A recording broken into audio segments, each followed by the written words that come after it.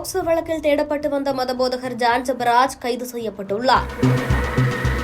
தென்காசி மாவட்டம் தியைச் சேர்ந்தவர் மதபோதகர் ஜான் ஜெபராஜ். 37 வயதான இவர் கோவை ஜிஎன் மில்ஸ் பகுதியில் வசித்து வருகிறார்.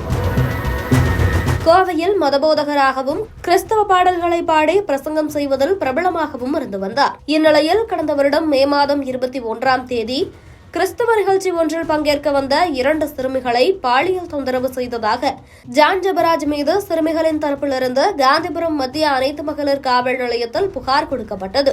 புகாரின் அடிப்படையில் ஜான் ஜெபராஜ் மீது போக்சோ வழக்கு பதிவு செய்த காவல்துறையினர் 3 தனிப்படைகள் அமைத்து தேடி வந்தனர்.